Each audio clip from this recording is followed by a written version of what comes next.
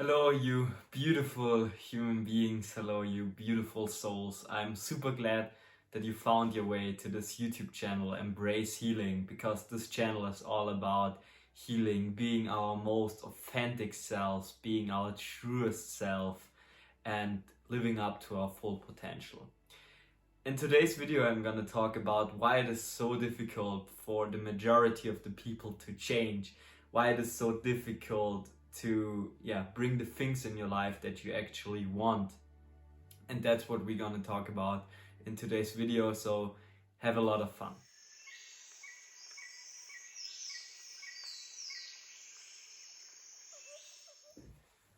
We all have a brilliant and astonishing mind that is capable of doing things that are beyond our imagination. Our mind can basically heal diseases. Our mind can literally do everything if we use it correctly. But why do I tell you that you have a brilliant mind? You probably know that. I hope you know that. And I tell you all of this because it is so important to understand the role of your mind in your current life and the role of your mind when you want to change something, because your mind truly has the biggest role when you want to change. And why it is, I'm gonna show you in this example now.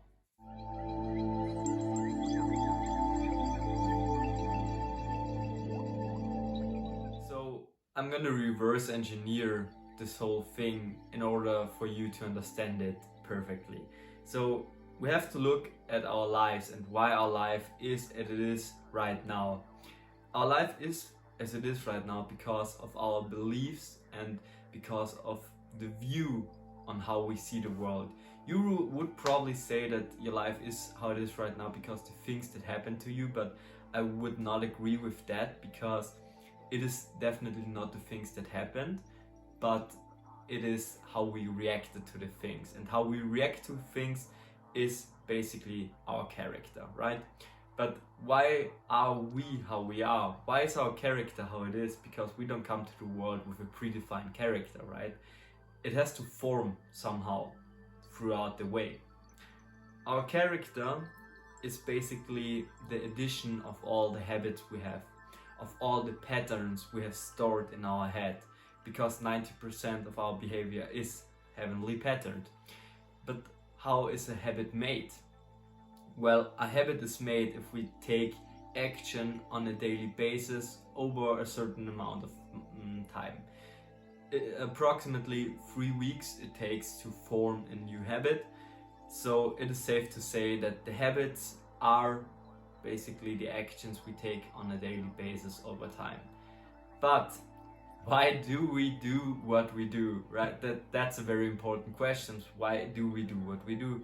We do what we do because of how we feel and how we react to the feelings we have in this moment. So for example, when you want to talk to a beautiful girl as a guy, and you will probably find yourself feeling very anxious and nervous before you go there. It is crucially important how you can cope with your feelings and how you deal with the situation.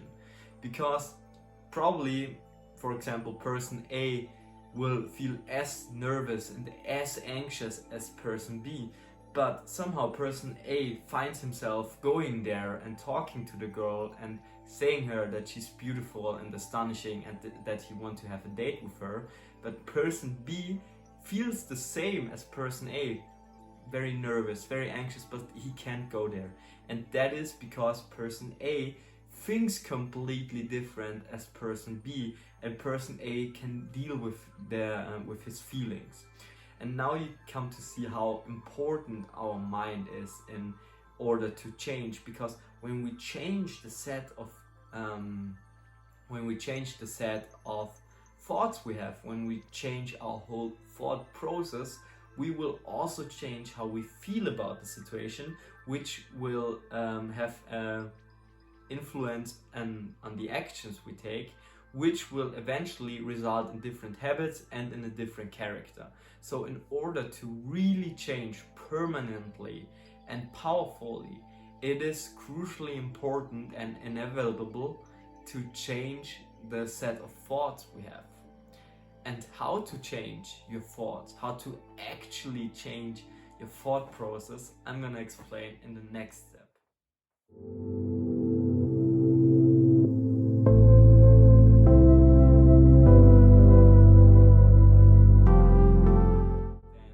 you can't change what you don't understand. And that is why shadow work is so incredibly powerful when it comes to change your thoughts. With shadow work, I mean looking back on the things that happened in your past and what influence those things have on you as a character right now. Because it is crucially important to understand that your mind's only job is to make you survive, and it does so by moving you away from pain. For example, when you were bitten by a dog in the past, for example, you were 3 years old and a little dog bit you. You will probably find yourself being afraid of dogs when you are adult, even though you don't remember the scene where the dog bit you, but your mind remembers the pain you felt in this situation. Your mind remembered how miserable you felt, and therefore it formed a set of thoughts for you, it formed beliefs, and it makes you afraid of dogs so that you don't have to feel this pain anymore.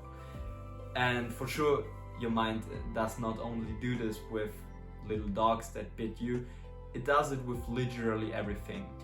When you talk to a girl who rejected you, when you were talking in public and you were ashamed, your mind will remember the pain you felt in this situation and will adjust your behavior accordingly, that you don't have to feel this pain anymore.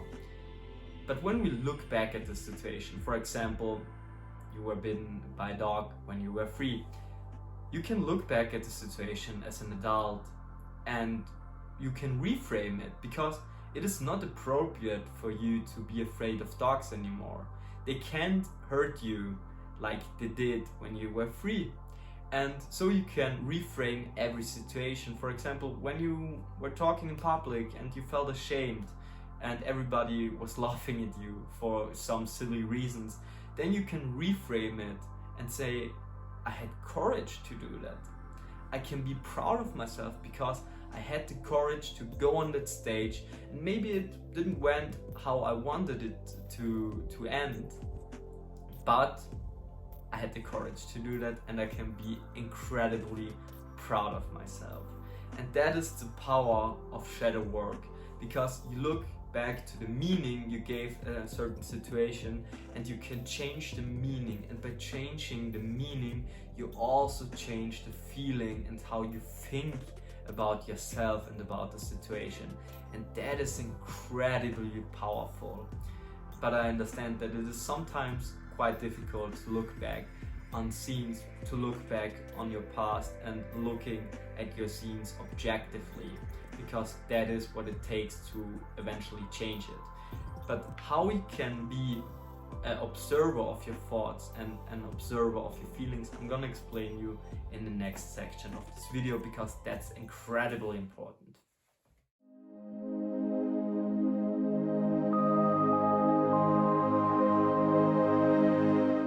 So a real game changer for me was when I realized that I am not my thoughts, that I am not my feelings, but that I have my feelings, that I have my thoughts, that they pass through me, and my whole view on the world literally changed when I first figured out that I can just be the observer of those things.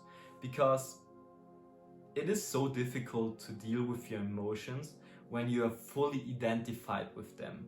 It is so difficult to deal with anxiousness, nervousness, when you fully have the belief that you are the one who feels this, but in the end you are not. You are not your thoughts, you are not your feelings, and that is incredibly important to understand when you want to bring change in your life.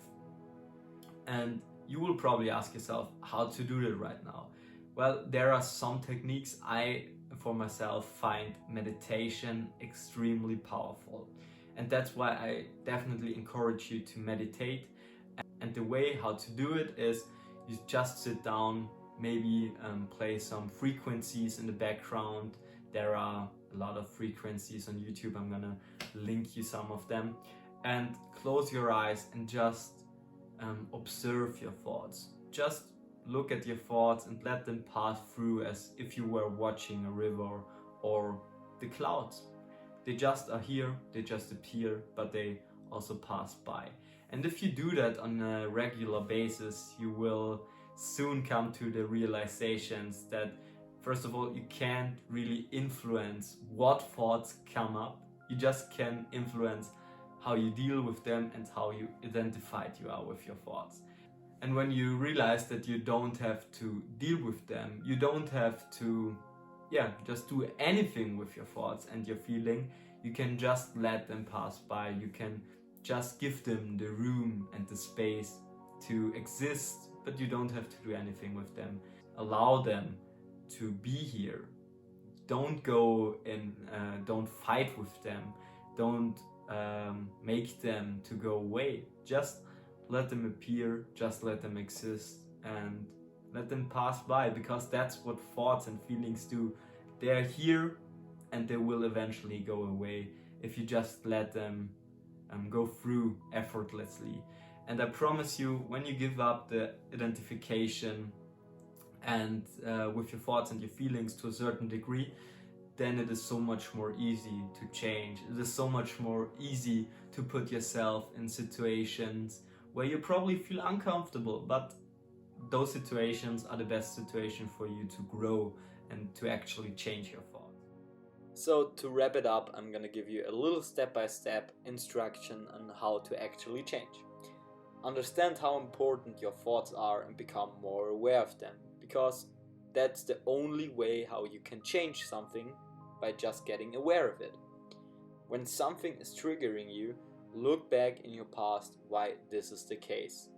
Super important, because when you truly understand why something is triggering you, you can also change it, because understanding is power. And after you understood it, change the meaning you gave the situation and reframe it to your greatest good. Because every situation that happened in your past can be reframed to your greatest good. And stop the identification with your thoughts and just be the silent observer of them. Because when you realize that you're not your thoughts, you're not your feelings, it is so much more easy to change. And that is what I truly wish for you to change. Thank you so much. Thank you for watching this YouTube video. I hope you all liked it. I hope some of the tips that I gave you were useful for you, were helpful. And if this is the case, let me know in the comments in which way your life changed after you gave up the identifications with your thought, and in which way you deal now with your feelings. Would be very interesting for me. So if you don't want to miss any videos, press the subscribe button and give me a like to support me, because that's the best way to support me. And I wish you a lot of fun with going back to your past and change the way you think, because that will eventually bring change in your life. Thank you.